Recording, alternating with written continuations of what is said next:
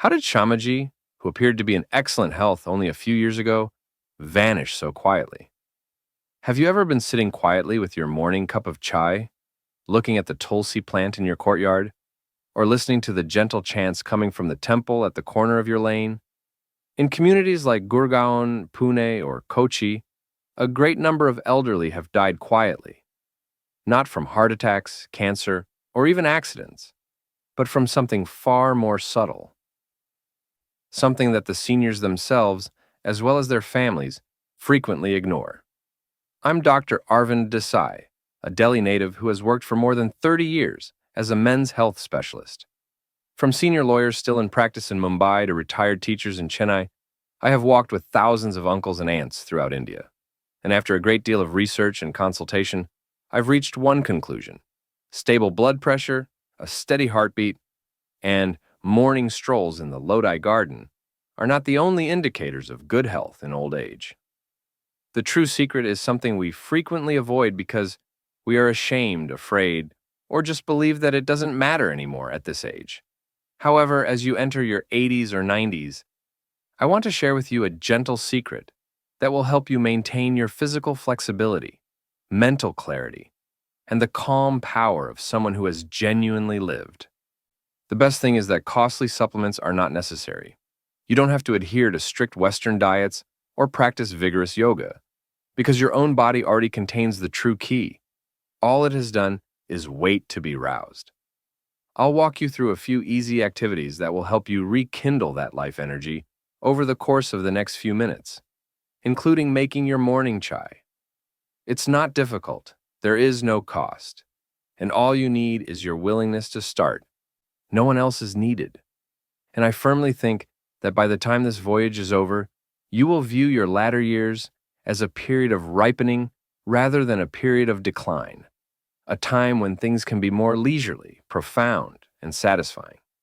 Please let me know you're here with me by clicking the like button and leaving a comment if this message makes you feel seen or understood. Please remember to subscribe and touch the bell button if you think this channel is contributing something significant to your health and aging process. Someday, someone in your family might be extremely grateful that you took the time to listen, even if you don't need it right now. Disconnection from bodily experience is the silent condition that is eroding the vitality of old age. Whenever I sit down to talk to older people in their 70s and 80s, whether it's Auntie Pushpa from a small town outside of Jaipur or Uncle Kumar from Varanasi, I frequently notice an implicit melancholy in their eyes. It's not sickness. Even loneliness, isn't it? They feel as though something inside of them has started to gradually shut down, as though the previously vibrant and expansive life had now dwindled into a paler, colder recess. I've seen a trend after years of working with elders in India, ranging from traditional housewives to retired educators and medical professionals. Many of them are quietly and gradually removing themselves from their own bodies, particularly from the heart, which used to be the source of their greatest sense of aliveness. The tangible experience of feeling a connection, enjoying intimacy, pleasure, or even just warmth in their own skin. The idea that intimacy, touch, and even the desire for sexual pleasure are reserved for the young has been ingrained in our culture for a long time. That we should silently conclude that chapter of our lives as our skin wrinkles and our hair becomes gray. And a lot of us start to think so. We believe that experiencing desire is a sign of guilt, that a body that is getting old isn't worth feeling. Because the body has altered, some people quit up. Others retreat because a life partner has left them, or because their heart has been wounded. Furthermore, a lot of people are just unaware that reestablishing a connection with bodily sense is not only feasible but also necessary for long-term health. Few people are aware that this separation causes a gradual deterioration. The circulation of blood becomes weaker. Sensation-related nerves become dormant. The balance of hormones changes. Additionally, the body's inherent resilience gradually deteriorates, affecting not only intimacy, but also memory, emotional equilibrium, and even the capacity for joy. Sleep is disrupted. The mood swings irrationally. Energy levels decline. Additionally, the immune system deteriorates with time, subtly raising the risk of depression, memory loss, and heart disease. I've saw it occur. At the Hanuman temple, elderly men who used to openly smile during morning artis now sit quietly by the window. For their daily puja, elderly women who used to sweep the courtyard while humming bhajans no longer gather flowers. They have lost the ability to feel their own body, not because they are very sick. The physique that used to give them a sense of life. Being intimate, whether with someone else or just oneself, is not a luxury. It's a natural part of existence. It is the cornerstone of happiness, health, and yes, even longevity. It's never too late to get back in touch, and I say this from the bottom of my heart. Even feelings you believe to be gone can resurface. There's no one else you need by your side.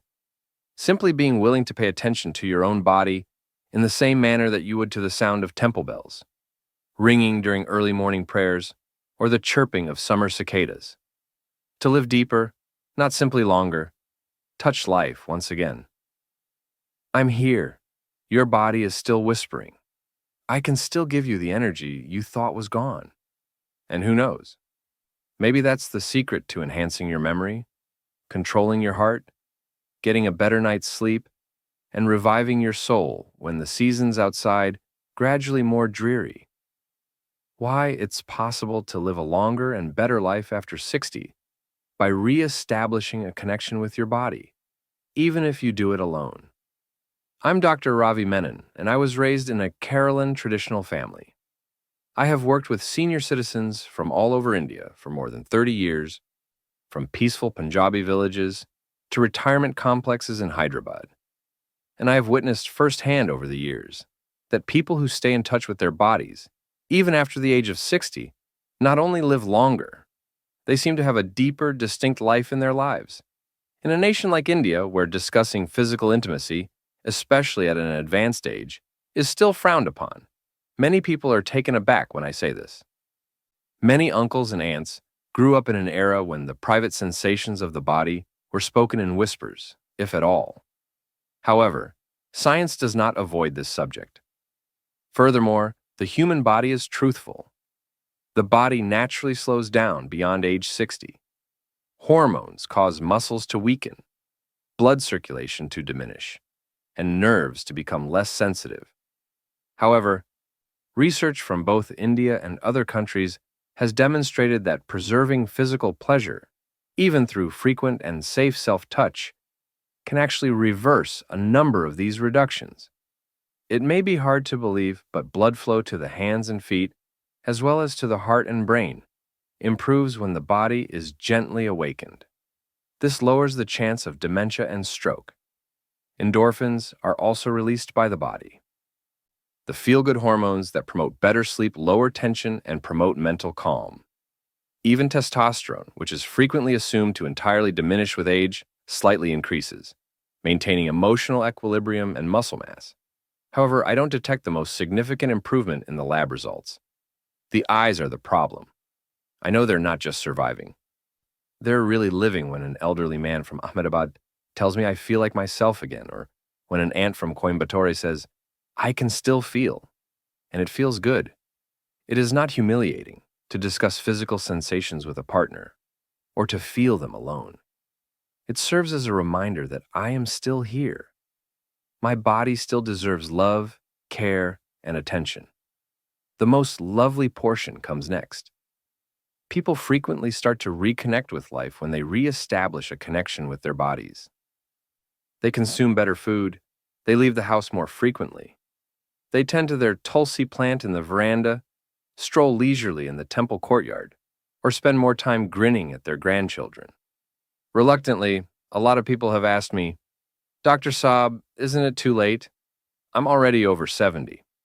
It is never too late to get back to yourself, and I always respond with a kind smile. The subtle misunderstandings that are subtly depleting our seniors' energy. I've encountered a lot of senior individuals who used to be active and well-behaved, going for morning walks in Nehru Park and eating their meals on time, but all of a sudden, they feel exhausted, have trouble sleeping, and experience mood swings for no apparent reason. Frequently, neither they nor their family are aware of the true situation, Sometimes it starts with a single, seemingly innocuous idea that gradually erodes their inner strength.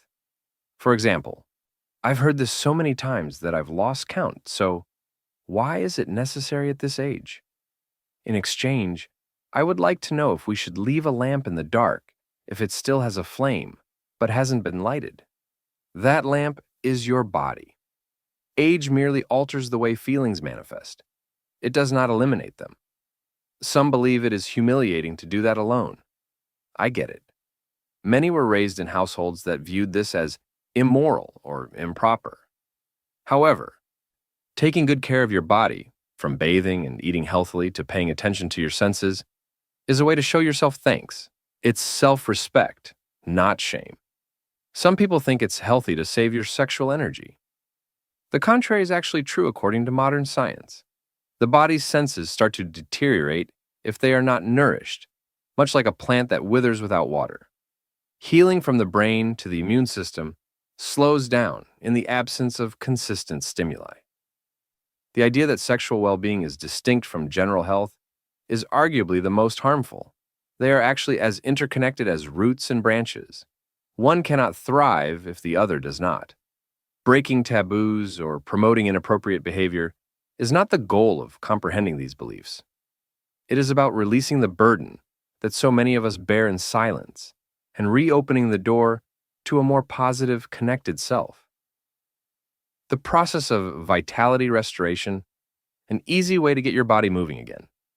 I came to a significant realization when I started dealing with elderly patients, ranging from Auntie Radha, who silently takes care of her ancestral home in Kolkata, to Uncle Sudhir, who lives in a 3-generation family home in Pune. Elders typically require more than just advise.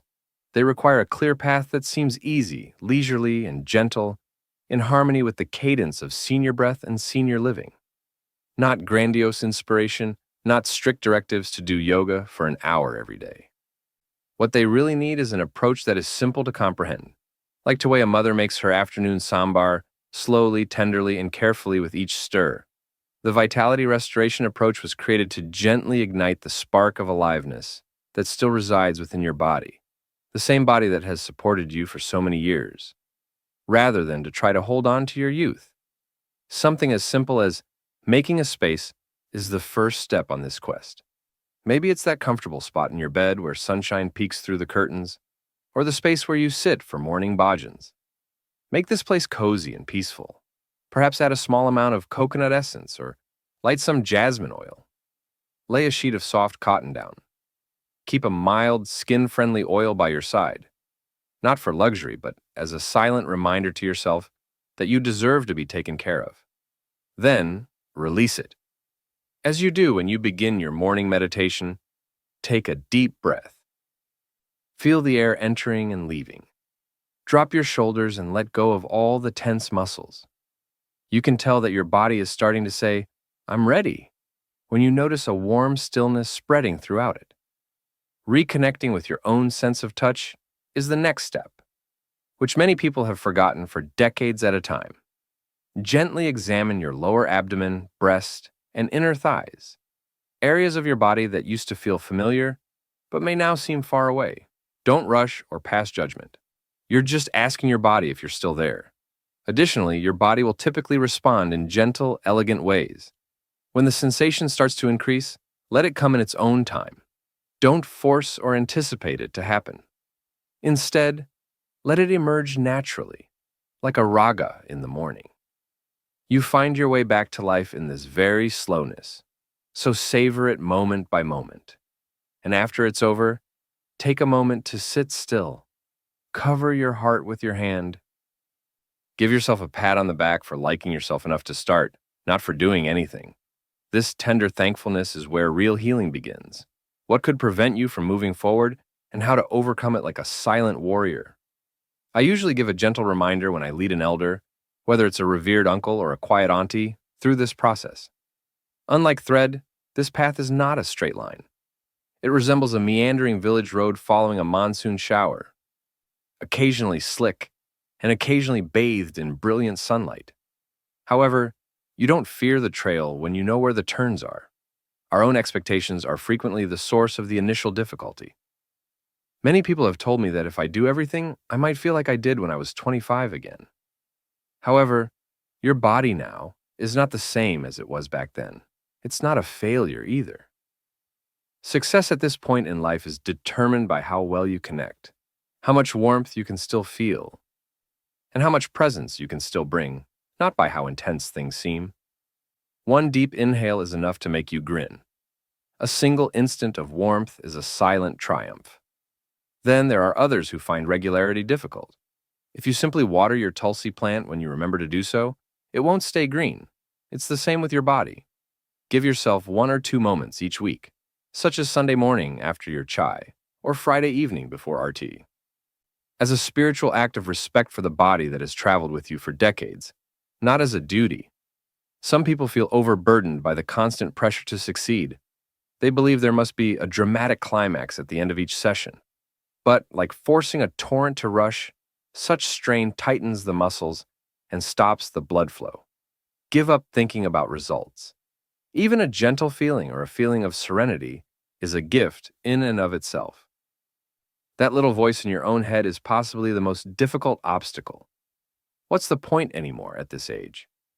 Since I am still here, I ask that you answer that with kindness, because my body still deserves to be appreciated and touched, even in its elderly state. You're fortifying your inner core, your atmabol, and your self-respect each time you gently overcome a doubt. You'll come to understand that you're recovering your life, not simply your sensation, as that peaceful confidence increases. One that is more really yours, more complete, and more tranquil. Reclaiming your right to a full life, regardless of age. I want to leave you with the truth as this adventure draws to a close. Your body, health, and entitlement to joy have never diminished with age. It's as basic yet profound as a temple bell, sounding softly before daybreak. They might have undergone a transformation. They might have quieted down. However, they remain constantly present. It's not about pursuing youth if you want to reconnect with that quiet side of yourself. It's about paying respect to the stream that still flows through each and every cell in your body. You are still standing and entire, despite the same tide that has carried you through heartbreaks, storms, and droughts. One evening, while sitting in his garden, I recall Mr. Anand, a 72-year-old former Nagpur school administrator, telling me, "I can finally hear my body again." Or Mrs. Meena, a 68-year-old former nurse, grinning as she remarked, "Given permission to feel, I've never felt this radiant in years." They didn't change who they were. They just fully and exquisitely returned home to themselves. Additionally, you deserve that. To think that you are still capable, that you still matter, and that life has not abandoned you. It all starts with a single tiny choice, such as watering your Tulsi every morning. Begin gently, maybe, with just one night by yourself. A single deep breath, a one soft look in the mirror, and gradually, those little moments will lead you to a future that is not only older but also more vibrant at every age, because you are still writing your story. And the pen is in your hands. Therefore, write it with grace, strength, and the completeness of who you were meant to be. Please share this video with a loved one, hit the like button, or leave a comment if this film has touched your heart in any way. Remember to subscribe and press the bell button if you want to follow along with me as we explore health, healing, and living life to the fullest in your golden years. I'll be right here with you every week, reminding us all that we're still here and that there's still a lot to experience.